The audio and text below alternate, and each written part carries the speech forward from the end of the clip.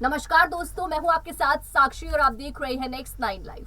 आज के प्रोग्राम में आप सभी का बहुत बहुत स्वागत है। प्रोग्राम की शुरुआत करेंगे सचिन पायलट से। इस वक्त राजस्थान की सियासत फिर से गर्मा गई है जब पीएम नरेंद्र मोदी ने यहां अशोक गहलोत की तारीफ की। जी हां, कल जिस तरह से पीएम मोदी गुजरात पहुंचे, वहां पर जायजा लिया, जिस तरह से वहां पर एक बड़ा हादसा हो गया, उस बीच जो है मुख्यमंत्री अशोक गहलोत वहां मौजूद थे। सबसे बड़े और पुराने मुख्यमंत्री अशोक गहलोत को लेकर वहां पर तारीफ की गई नरेंद्र मोदी के द्वारा, हमारे प्रधानमंत्री के द्वारा, जिसको लेकर यहां सचिन पायलट को वो बात हजम नहीं हो पाई। जी हां, सचिन पायलट का बयान सामने आया है, काफी गुस्साए दिखाई दिए और गुस्सा इस बात पे था कि अशोक गहलोत की तारीफ कैसे कर सकते हैं वो मंत्री जिसने जो है कुछ ऐसा खास काम नहीं किया, या उनकी तारीफ में जो शब्द बोले हैं कि पुराने या बड़े, सबसे बड़े जो मुख्यमंत्री है वो है। इस चीज को लेकर यहाँ पर गुस्सा दिखाई दिया, जिससे साफ समझ आ रहा है कि सचिन पायलट को एक फूटी कौड़ी वो वहां पर भाते नहीं है। साथ ही आपको बता दें कि कभी भी सचिन पायलट ने अशोक गहलोत पर सीधा आरोप नहीं लगाया है। ये पहली बार है जब सचिन पायलट सीधे तौर पर अशोक गहलोत पर आरोप लगाते हुए नजर आए। आगे की रिपोर्ट में हम आपको दिखाएंगे कि किस तरह से सचिन पायलट का गुस्सा फूटता हुआ दिखाई दे रहा है और क्या क्या बातें हैं जो वो अशोक गहलोत को लेकर बोले हैं, और साथ ही प्रधानमंत्री नरेंद्र मोदी को लेकर भी उन्होंने क्या कहा कि उनकी तारीफ बिल्कुल झूठी थी। यहाँ आपको बता दें कि जिस तरह से प्रधानमंत्री नरेंद्र मोदी अशोक गहलोत के साथ 2 मिनट की बात करते हुए भी नजर आए। जी हाँ, कुछ 2 मिनट की पर्सनल ऐसी बातें भी हुई है दोनों के बीच, प्रधानमंत्री और मुख्यमंत्री के बीच, जो अभी किसी को नहीं पता है कि किस बारे में वो बात कर रहे थे। तो यहाँ पर सचिन पायलट ये दिखाने की कोशिश कर रहे हैं कि अशोक गहलोत का जो इशारा है वो किसी और तरफ है, वो यहाँ पर कुछ और दिखाने की कोशिश कर रहे हैं। आगे की रिपोर्ट में आपको दिखाना चाहेंगे कि आखिर सचिन पायलट और क्या कहते हुए नजर आए और उसका पलटवार अशोक गहलोत ने कैसे किया। तो देखिए रिपोर्ट। राजस्थान के पूर्व डिप्टी सीएम सचिन पायलट ने मुख्यमंत्री अशोक गहलोत पर फिर से हमला बोल दिया है। पीएम मोदी ने कल गहलोत की जिस तरह तारीफ की, उस पर तंज कसते हुए पायलट ने यहां तक कह दिया कि मोदी ने गुलाम नबी आजाद की भी इसी तरह तारीफ की थी। बाद में क्या हुआ सब जानते हैं। वहीं पायलट के बयान पर प्रतिक्रिया देते हुए गहलोत ने नसीहत देते हुए कहा कि उन्हें इस तरह की बयानबाजी नहीं करनी चाहिए। बुधवार को जयपुर में पायलट ने कहा, प्रधानमंत्री ने कल जो तारीफ की मैं समझता हूं वह कल का बड़ा दिलचस्प डेवलपमेंट है। इसी तरह प्रधानमंत्री ने सदन के अंदर गुलाम नबी आजाद की तारीफ की थी। उसके बाद क्या घटनाक्रम हुआ वह हम सब ने देखा है, इसे इतना लाइटली नहीं लेना चाहिए। पायलट ने कहा, 3 लोगों को नोटिस दिए हैं। नोटिस के बाद यह जानकारी में आया है कि जवाब दिए गए हैं। हमारी पार्टी अनुशासित है, इस पार्टी में हम सबके लिए नियम कायदे बराबर है। नोटिस पर भी शीघ्र निर्णय लिया जाना चाहिए। कानून अनुशासन सब पर लागू है। खड़गे जी ने पदभार संभाला है, ऐसा तो हो नहीं सकता कि अनुशासनहीनता मानी गई हो और उस पर निर्णय नहीं लिया जाए। सचिन पायलट ने सीएम बदलने की चर्चाओं पर चुप्पी तोड़ते हुए कहा, राजस्थान के संदर्भ में निर्णय लेने की जो बात है वो केसी वेणुगोपाल ने कहा था कि इस पर जल्द ही निर्णय लिया जाएगा। हम सब चुनाव में लगे हुए हैं, जल्द ही गुजरात के चुनाव की घोषणा की जाएगी। अनुशासन के मामले की वेणुगोपाल के संज्ञान में है। राजस्थान में ये जो अनुशासनहीनता का मामला बना हुआ है, इस पर जल्द कार्रवाई होनी चाहिए।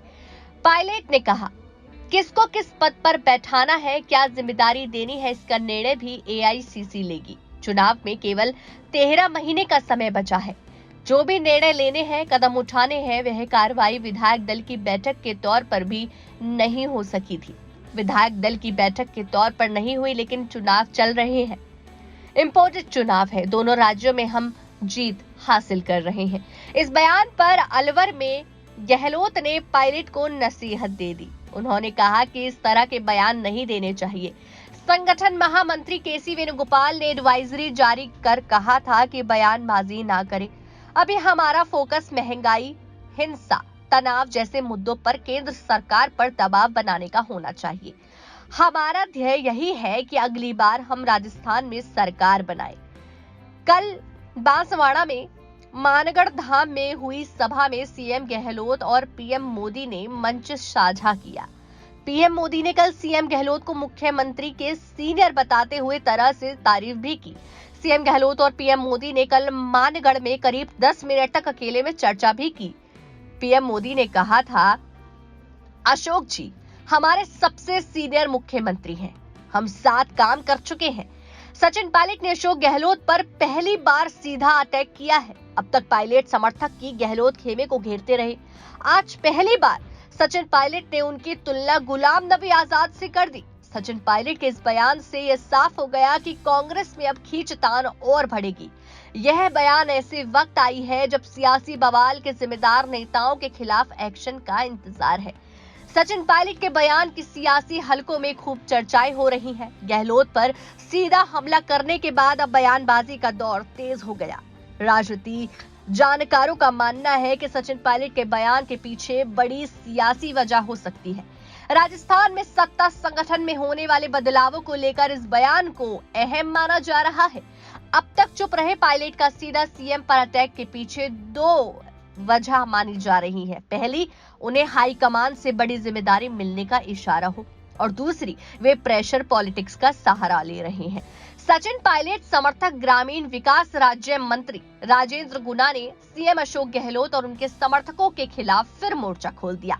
गुना ने कांग्रेस हाईकमान से राजस्थान में मुख्यमंत्री बदलने का फैसला करने के लिए जल्द विधायक दल की बैठक बुलाने की मांग की है। गुना ने सियासी बवाल के लिए जिम्मेदार मंत्री शांति धारीवाल, महेश जोशी और आरटीडीसी अध्यक्ष धर्मेंद्र राठौड़ को उनके पदों से बर्खास्त करने की मांग उठाकर मोर्चा खोल दिया। जहां राजस्थान के सीएम अशोक गहलोत की मौजूदगी की तारीफ करते हुए मोदी ने कहा कि सीएम के नाते हमने साथ साथ काम किया। अशोक गहलोत हमारी जमात में सबसे सीनियर थे। अभी भी जो हम मंच पर बैठे हैं उनके अशोक गहलोत सबसे सीनियर सीएम है। गहलोत ने कहा कि मानगढ़ धाम के इतिहास को स्वर्ण अक्षरों में लिखा गया। हमने पीएम से अपील की है कि इसे राष्ट्रीय स्मारक बनाया जाए। आदिवासी समाज आजादी की जंग लड़ने के मामले में किसी से पीछे नहीं था। गहलोत ने कहा कि प्रधानमंत्री मोदी को दुनिया में सम्मान महात्मा गांधी के कारण मिलता है। हमारी अपील है कि मानगढ़ को राष्ट्रीय स्मारक घोषित किया जाए। की बात है, आप सब जानते हैं कि 25 सितंबर को एक सीएलपी की मीटिंग कॉल की गई थी। वो मीटिंग हो नहीं पाई और उसके लिए खुद मुख्यमंत्री जी ने सॉरी फील किया और माफ़ी मांगी पार्टी से भी और हमारी पूर्व अध्यक्ष सोनिया गांधी जी से भी।